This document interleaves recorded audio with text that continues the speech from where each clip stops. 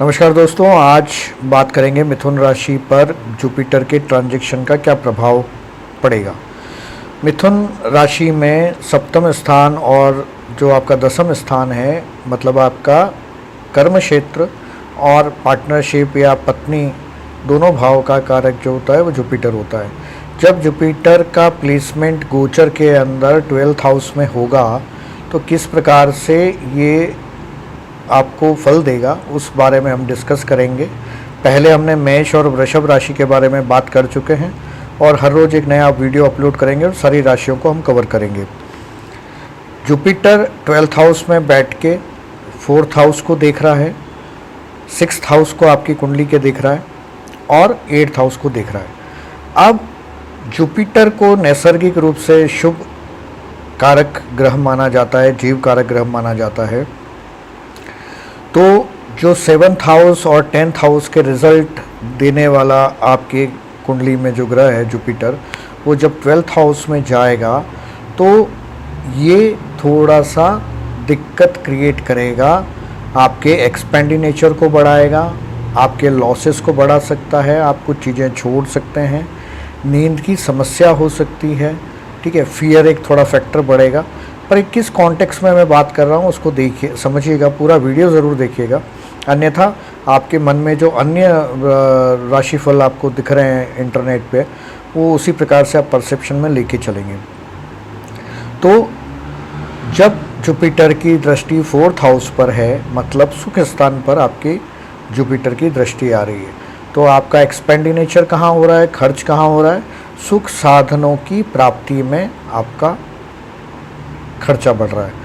तो अब इसको पॉजिटिव लेके चलिए, मतलब कि आप हो सकता है मकान का निर्माण करें, ठीक है, या प्रॉपर्टी खरीदें, तो अब खर्चा तो होगा, नेचुरल है, तो थोड़ा सा क्रंच आपको फील हो सकता है। अब जुपिटर की जो 7th दृष्टि है वो आपके 6th हाउस पर है। तो जुपिटर जब 6th हाउस पर दृष्टि करता है तो वो दो चीज़ें आपको कहना चाहता है या आपके जीवन में लेके आएगा।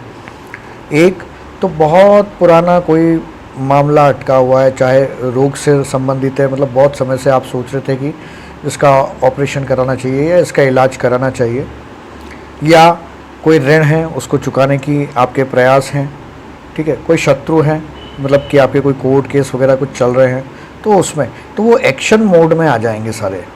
तो अब एक्सपेंडिचर हो रहा है, लेकिन आपकी हेल्थ को ठीक करने के लिए, ऐसा नहीं कि कोई अकस्मात आपके साथ कुछ होने वाला है, ऐसा नहीं। जो पुरानी चीज़ें चल रही थी तो उसका ट्रीटमेंट में आप इलाज के लिए खर्च कर सकते हैं। कोई पुराना केस है उसको निपटाने के लिए आप कुछ प्रयास कर सकते हैं, मतलब आपकी एनर्जी वहाँ पे खर्च होगी। एक्सपेंडिचर को हमेशा पैसे से मत देखिए, एक्सपेंडिचर का मतलब आपकी एनर्जी का हास होना भी है, मतलब आपके एफर्ट्स हैं।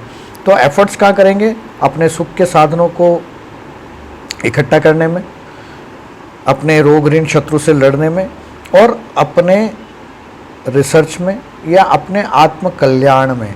तो ये जो जुपिटर की ट्रांजैक्शनल पोजीशन आपके लिए बन रही है वो ये बोल रही है कि आपके एफर्ट्स पड़ेंगे। आप जिस चीज़ों में बहुत समय से लेट इट गो कर रहे थे, लिंगर ऑन कर रहे थे, उसमें लिंगर ऑन नहीं करने वाले हो। तो ये पॉजिटिव हुआ या नेगेटिव हुआ आप स्वयं डिसाइड करिए। पॉजिटिव है, क्यों? क्योंकि जिस चीज़ पे आप सोच ही नहीं रहे थे अभी तक, आप दिमाग ही नहीं लगा रहे थे और वो चीज़ें अनवरत रूप से पड़ी हुई थी, तो आपको वो एक एनर्जी, वो एक फोर्स, वो आपकी एक इच्छा जागृत होने वाली है जिससे कि आप इन सब चीज़ों का शमन कर सकें। जो लोग पीएचडी कर रहे हैं या कोई रिसर्च टाइप का वर्क कर रहे हैं उसमें उनको बहुत अच्छा लाभ मिलने वाला है। अब उसके लिए पढ़ाई करनी पड़ेगी, समय देना पड़ेगा, आपको एफर्ट्स लगाने पड़ेंगे। तो वो एफर्ट्स का साइन जो है वो जुपिटर 12th हाउस में देता है। अब दिक्कत कहाँ आने वाली है, प्रैक्टिकली जो आपको महसूस होगी वो ये होगी कि अगर आप कोई बाहर का काम करना, क्योंकि 12th हाउस किसका है, 12th हाउस है आपके विदेश गमन का। तो जो ऐसे बच्चे विदेश में जाके पढ़ाई करना चाहते हैं और जिनका कुंडली में मिथुन राशि या मिथुन लग्न है, वो थोड़ा सा प्रेशर फील ज़रूर करेंगे। अगर आप जॉब के लिए बाहर जाना चाहते हैं तो भी प्रेशर फील करेंगे। आप अपने बिजनेस को एक्सपेंड करना चाहते हैं आउट ऑफ इंडिया, तो वहाँ पे आपको थोड़ा सा दिक्कत महसूस होगी। ये एक्चुअल प्रेडिक्शन है इस ट्रांजैक्शन का। बाकी आपके जो ग्रह हैं, प्लेनेट हैं, उस पर भी इम्पेक्ट करता है आपकी दशा कौन सी चल रही है, बहुत सारी चीज़ें।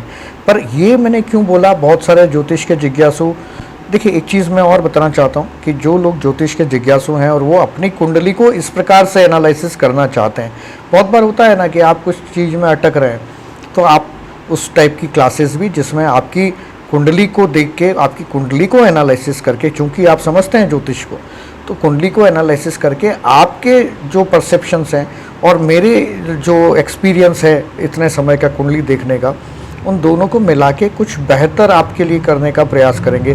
तो ऐसे लोग भी हमें अपॉइंटमेंट के लिए कंसल्ट कर सकते हैं। नेचुरल जो सिंपल, जिनको लेमैन है, जिनको कुंडली से इतना, वो प्रेडिक्शन के लिए आप कंसल्ट कर सकते हैं। और जिनको सीखने की इच्छा है या कोई भी ऐसी चीज़ है कि जो चीज़ें आपके बहुत समझ में नहीं आ रही, तो you can take a session, आप एक क्लास ले सकते हैं और आप उस चीज़ को समझ सकते हैं।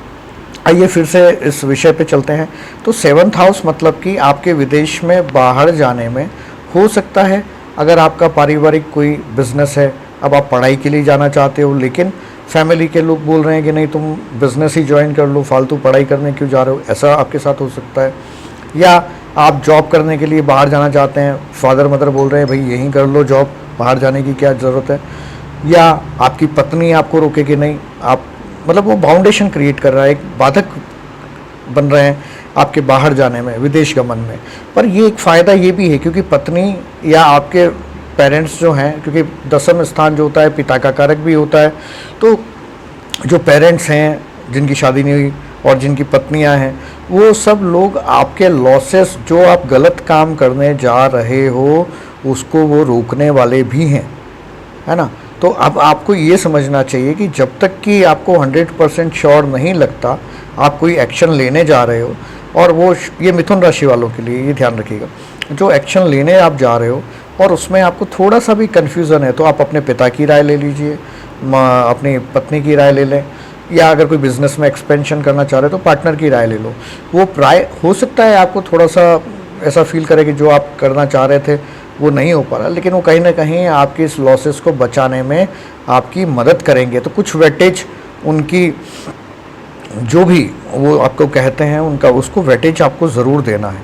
तो ये एक आपको ध्यान रखना है। अब उपायों की हम बात करें, क्योंकि बुध की राशि है मिथुन राशि, और जुपिटर जो है वो गुरुदेव हैं, तो बुध में जिज्ञासा बहुत ज़्यादा होती है।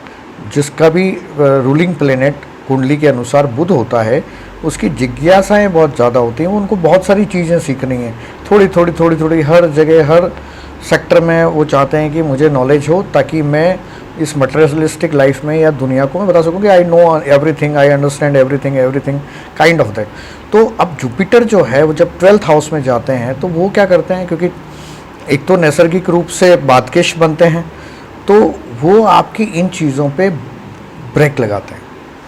अब ब्रेक लगाने का मतलब नुकसान नहीं हो रहा है आपका पॉजिटिव हो रहा है, क्योंकि आप जो बिना जिसका आपके जीवन से या जिससे आपकी जो लाइफ है उसका कोई रिलीवेंस नहीं है, उस जगह जो आप भटक रहे थे या समझ नहीं पा रहे थे, आपका समय ख़राब हो रहा था, वो सब जुपिटर यहाँ पे रोकने वाले हैं।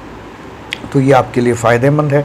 उपाय हम बात करेंगे, क्योंकि जुपिटर जो है वो 12th हाउस के अंदर है, तो सबसे पहले अपना ज्ञान बढ़ाइए, अपना अनुसंधान को बढ़ाइए, अपनी रिसर्च को बढ़ाइए, क्योंकि जब नेक्स्ट ईयर जब जुपिटर वापस लग्न के अंदर आएंगे तो ये सारी चीज़ें आपके काम आने वाली हैं, तो उसको आपको बढ़ाने की ज़रूरत है। और जुपिटर से संबंधित जो भी दान आप करना चाहते हैं, जैसे कि केले का दान हो सकता है, वृषभ राशि में है तो गाय को केले खिलाइए हर गुरुवार के दिन, 6 केले 12 केले, 6 के मल्टीप्लिकेशन में आप उनको खिलाइए, 6 12 18 जैसा भी आप खिलाना चाहते हैं वैसा खिलाइए। थोड़ा सा हल्दी का सेवन जितना बढ़ाएंगे वो आपके लिए स्वास्थ्य के लिए हितकर रहेगा, तो वो आपके लिए इम्पॉर्टेंट है। हाँ, यहाँ पे एक चीज़ ज़रूर हो रही है कि अगर किसी का मिथुन लग्न या राशि वालों का विवाह का योग बन रहा है, मैं ध्यान से सुनिएगा इसको, विवाह का योग बन रहा है या आप कहीं सगाई करने वाले हैं, तय करने वाले हैं, या कुछ ना कुछ मतलब पॉजिटिव लग रहा है, वहाँ पे थोड़ा सा नेगेटिव आ सकता है। सामने वाला जो लाइफ पार्टनर है वो आपकी इस प्रकार, मतलब एक जब आप कनेक्शन बनाते हैं और बहुत घुल मिल जाते हैं तो कुछ चीज़ें ऐसी लगती है उसको, सामने वाले को, पार्टनर को, कि यार ये ठीक नहीं है, तो हो सकता है इस कारण से संबंध टूटने का योग बनता है। तो पति पत्नी के जो रिलेशनशिप है उसमें भी ये दिक्कत हो सकती है। तो बस ये एक प्रॉब्लम इस कुंडली जो मिथुन राशि का राशिफल है गुरु से संबंधित, उसमें ये थोड़ा सा लगता है। बाकी खर्चे आप कर रहे हैं अपने आनंद के लिए, अपनी चीज़ों को डेवलप करने के लिए, और करना चाहिए। लोन भी लेंगे तो कोई दिक्कत नहीं है। आप अपने एसेट्स को क्रिएट करने के लिए अगर लोन ले रहे हैं तो वो भी आपका हो जाएगा। लोन आपको बड़ा इजीली मिल जाएगा, बहुत आराम से। अगर आप एलिजिबल है आपकी 1 करोड़ की है तो 1.5 करोड़ मिल जाएगा। तो ये गुड साइन है जुपिटर के कंसीडर उसको करते हैं तो। और बाकी सारी चीज़ें अच्छी हैं। उम्र आपकी बढ़ रही है, आयु बढ़ रही है, आपकी हेल्थ बढ़ रही है। डिजीज़ जो 8th हाउस है ना वो डिजीज़ का है, तो डिजीज़ पे वो आपको समझ में आ रहा है कि अब मुझे क्या खाना चाहिए, मुझे क्या केयर करना चाहिए, और क्या चीज़ मतलब डू और डोंट डू आपको समझ में आने लग जाएगा। ये रहा मेरा मिथुन राशि के लिए। और अन्य सारी राशियों के लिए अगर आप प्रेडिक्शन देखना चाहते हैं तो आप मेरे चैनल को सब्सक्राइब कर लीजिए, और पॉजिटिव वे में हम आपको सारी चीज़ें बताएंगे। ज़्यादा परेशान होने की ज़रूरत नहीं, ज़िंदगी बहुत सिंपल है, उसको बहुत आराम से आगे लेके चाहिए। और जो ग्रह आपसे करवाना चाहते हैं, जो आपके फेवर में नहीं है, उसको जब आप ये देखते हैं तो थोड़ा समझेंगे तो उसको नहीं करेंगे। तो कर्म बदला जा सकता है, आपका भाग्य बदला जा सकता है, और ये बदलने का मौका सिर्फ आपको ट्रांजिट देता है। बाकी कुंडली तो जिस समय में आप पैदा हुए उस समय फिक्स हो गया, बट उसके थोड़ा दाएँ बाएँ आप कर सकते हैं। धन्यवाद वीडियो को पूरा देखने के लिए। Thank you very much.